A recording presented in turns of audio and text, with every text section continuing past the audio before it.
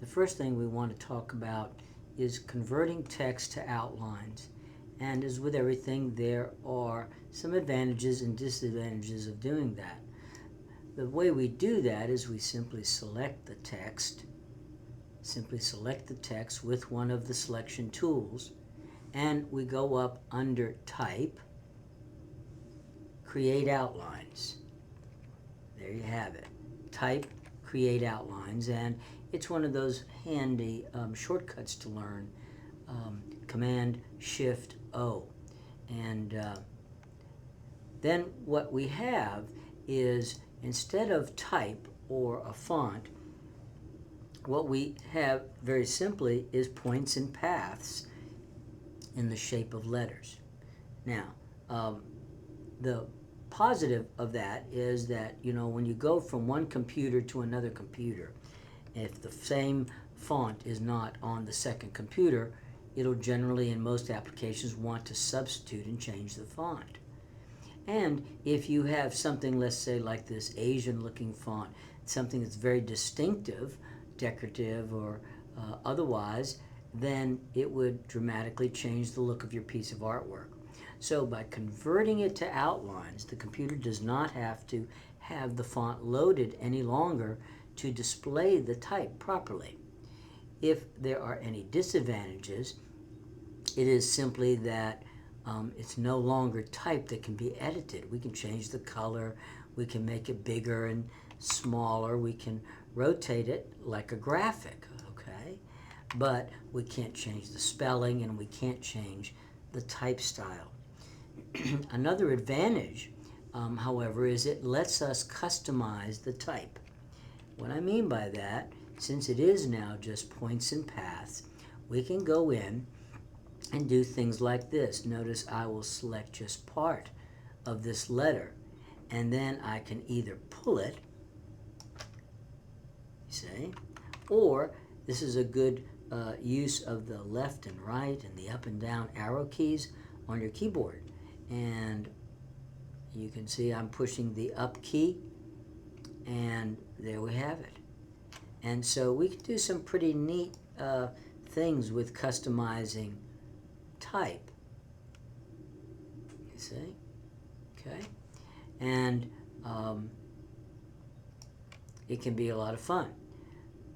But I'll often make a copy of the words and keep one hidden that is still type in case I do need to edit the copy at a later date. And then I'll make the copy the one that is turned into outlines. And it's a very, very useful tool. Another thing that is pretty nifty to do, and it can be used on any object. I'm going to use it with type, but it is possible to use it on anything, and that is the warping tools. I'm going to go up first. I'll select, in this case, my type, and then I will go, and it doesn't matter whether it's been turned into outlines or not. This tool called the warping tools, warp, effect, warp from the main menu, and then slide over and bring up the dialog box. And here again, as I've mentioned before, wherever there's a preview button, you want to click it and turn it on. And then you will see these different styles of type that you can choose, okay? And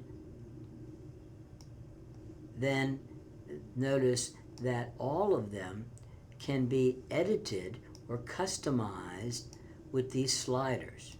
So we have these pre-made sort of designs, and then we can alter them even further by playing around with these sliders.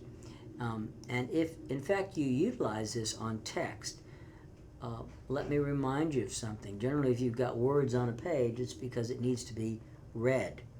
And so be careful to not distort type or words so dramatically with these tools or any others that it becomes unreadable.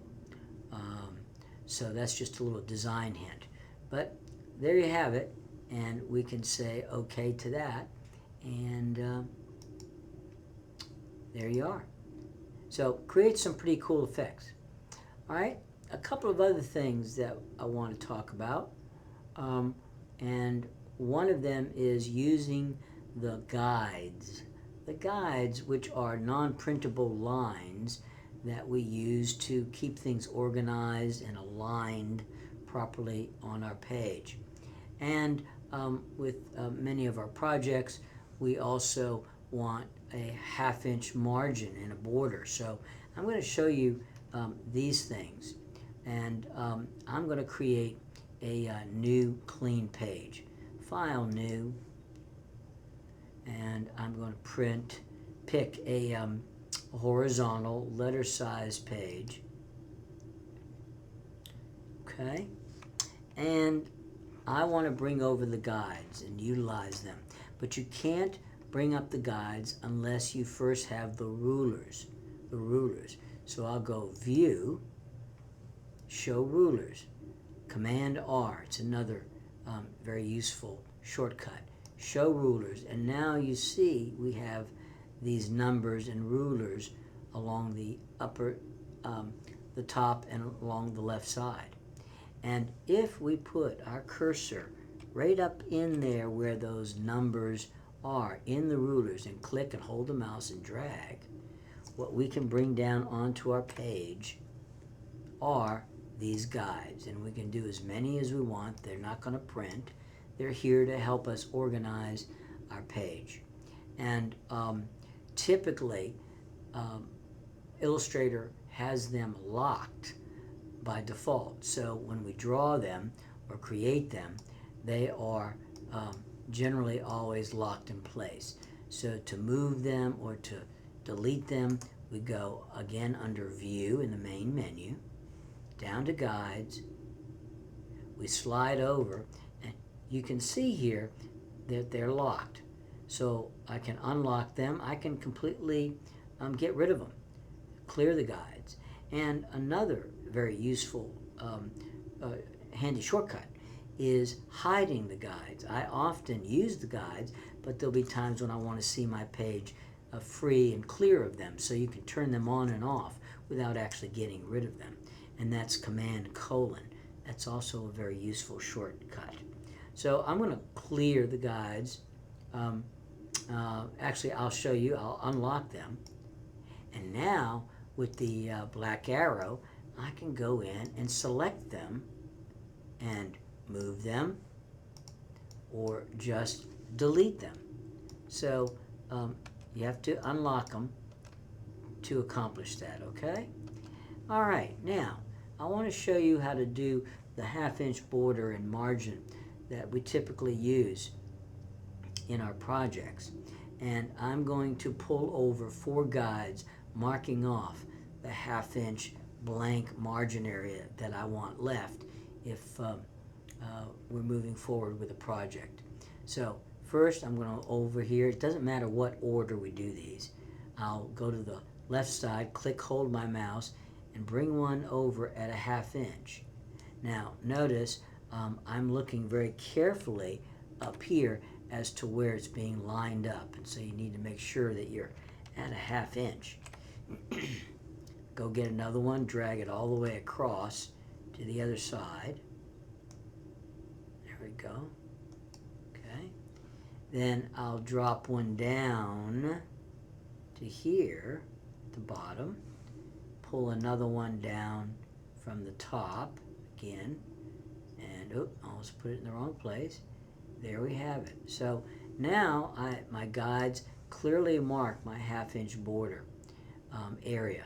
And I'll go back up under View and I'll lock them again so that they can't be moved or get knocked off kilter.